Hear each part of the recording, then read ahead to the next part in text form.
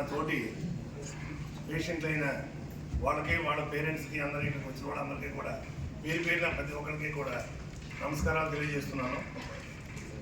నా పేరు కేవి ప్రసాదరావు, ఏలూరు జిల్లా కొయ్యలగూడెం. నేను 2017 సంవత్సరంలో ఇక్కడ ఆపరేషన్ చేయించుకున్నాను. 2017 ముందు ఆశ్రమ హాస్పిటల్లో డాక్టర్ గారు ట్రీట్మెంట్ చేసిన కాడి నుంచి కూడా నాకు పరిచయమే. ముఖ్యంగా డాక్టర్ గారి గురించి చెప్పాలంటే, హాస్పిటల్కి వచ్చి మేము వైద్యం చేయించుకున్నప్పుడు నేను ఆపరేషన్కి వచ్చే పరిస్థితుల్లో నాకు క్రియేటినిన్ బాగా పెరిగి ఆపరేషన్కి వచ్చినప్పుడు నేను దూర బంధువైన మా పిన్ని గారిని తీసుకొచ్చాను. డాక్టర్ గారు కుదరదు, నీకు ఎంత దూర బంధువు అయినా సరే నాకు ఎలా తెలుస్తుంది, అది కాదు, నీకు దగ్గర బంధువుని నిరూపించుకోవాలంటే నువ్వు కమిటీకి వెళ్ళి ఆమోదం తెస్తే తప్ప నేను ఆపరేషన్ చేయను అని కరాఖండిగా చెప్పారు. అన్నీ అయిపోయి ఆపరేషన్కి మనం అక్కడ కమిటీకి వెళ్ళాలంటే వెంటనే కమిటీకి వెళ్ళిపోతే లెటర్ ఇవ్వరు. దాని కింద ఎంఆర్ఓ, పిఆర్ఓ స్థాయి నుంచి ఎంఆర్ఓ స్థాయి నుంచి ఆర్టీఓ స్థాయి దాకా వెళ్ళి అటు రెవెన్యూ డిపార్ట్మెంట్లోని ఇటు పోలీస్ డిపార్ట్మెంట్లో కూడా డిఎస్పీ గారి పర్మిషన్ కావాలి. డిఎస్పీ గారు లాంటి వాళ్ళు ఇవ్వాలంటే కింద నుంచి రావాలి. ఆ పర్మిషన్ తీసుకుని గుంటూరు జీజీహెచ్కి వెళ్ళి పర్మిషన్ తీసుకున్నాకే నాకు ఆపరేషన్ చేశారు. డాక్టర్ గారు ఇంకో 3 రోజులు అయిపోతుందంటే ఇంతవరకు అయింది పేపర్లు అంటే, ఎంతవరకు అయినా సరే పూర్తి అయ్యాకే నా చేతికి కాగితం వచ్చాకే నేను చేస్తాను అని చెప్పేవారు కరాఖండిగా.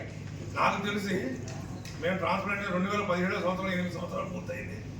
అంతకుముందు 2-3 సంవత్సరాలు చూసాం. ఎక్కడా కూడా ఎవరో కూడా సత్యబాబు గారి విషయంలో మేము ఇలా బాధపడ్డాం, ఇలా సఫర్ అయ్యాం, లేకపోతే ఈ హాస్పిటల్కి వెళ్తే ఇలా జరిగిందని ఏ ఒక్క నోటితో చెప్పించినా నేను తలగా తీసేసుకుంటాను. డాక్టర్ గారి గురించి కానీ హాస్పిటల్ స్టాఫ్ గురించి కానీ ఎవరైనా సరే పాజిటివ్గా మాట్లాడుతూ తీరవలసిందే.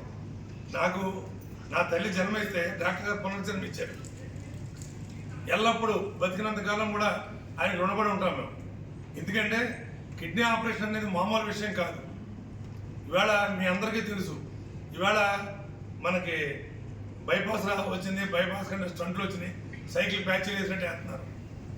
కానీ కిడ్నీ ఆపరేషన్ అనగా అన్ని చోట్ల చేయలేరు, అన్ని చోట్ల సక్సెస్ అవ్వదు. ఎన్నో మన జుట్టు ఎంతో అన్ని వేల కణాలు ఉండి దాన్ని ముడిపెట్టి మళ్ళా కిడ్నీ పేషెంట్ని ఒక జీవనాన్ని ఇవ్వాలంటే చాలా కష్టంతో కూడిన పని. దాంట్లో సీనియారిటీ సంపాదించి ఆయన ఎప్పటి నుంచో స్టడీ చేసి మధ్య మధ్యలో హాస్పిటల్ వదిలేసి ఈ సెమినార్లు గట్లకి ఇప్పుడు ఈ రోజు వరకు కూడా అటెండ్ అయ్యి ఆయన ప్రజలందరికీ అందుబాటులో ఉంటున్నారు. ముఖ్యంగా నా వరకు నేను చెప్పదగ్గది ఏంటంటే, నాకు ఏ రకమైన ఇబ్బంది ఏ రోజు కలగలేదు.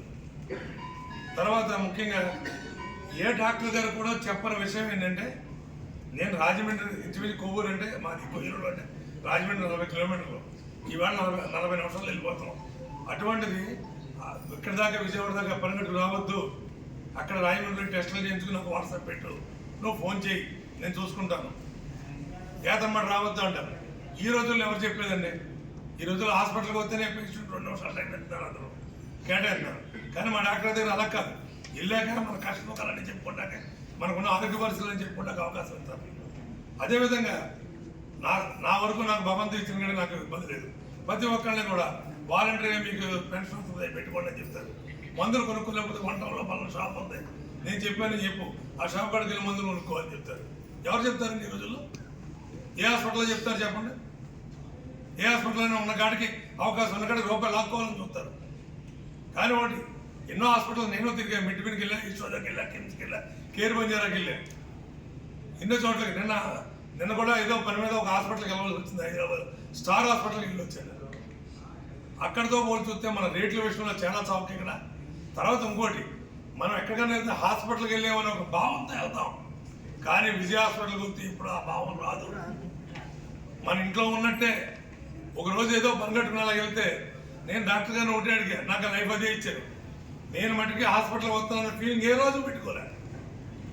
చక్కగా నవ్వుతూ వచ్చి డాక్టర్ గారు ఇదిగో రిపోర్ట్లు ఎలా ఉన్నాయంటే, జాగ్రత్త, మందులు అయ్యేవాడు, లేదా ఇది తగ్గిస్తాను అనే తప్ప ఒక పేషెంట్గా భరించలేని బాధ కానీ,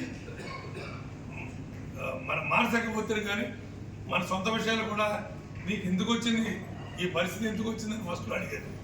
ఏమన్నా వెళ్ళాలి, నా కుటుంబ పరిస్థితుల్లో, నా వ్యాపార పరిస్థితులు ఉన్నాయన్నా. వెళ్ళినప్పుడల్లా అడుగుతారు, చక్కబడిగా జాగ్రత్త పడుతున్నావా, ఒత్తిడి తగ్గించుకున్నావా అని అడుగుతావు. అలా ఒక మనిషి గురించి గుర్తుపెట్టింది రోజుకి 50-60 మంది పేషెంట్స్ వచ్చి చూపించుకునే మాకు ఈరోజు జరిగిన డాక్టర్ అమీర్ అభియోగం గురించి బాధపడేది ఎవరంటే ముఖ్యంగా మేమే. 350 మంది కిడ్నీ ట్రాన్స్ప్లాంటేషన్ చేయించుకున్నాం. డాక్టర్ గారు లేకపోతే నిన్న వేళ మాకు ఇబ్బందిగా ఉంది. నా ఫైల్ తెచ్చుకున్నాను, ఏదో డాక్టర్ గారు చూపించుకుందాం అని. డాక్టర్ గారు మానసికంగా డాక్టర్ గారి మీద తప్పుకొట్టి ఇది కావాలని ప్రేరేపించి చేయించిన సంఘటనలే.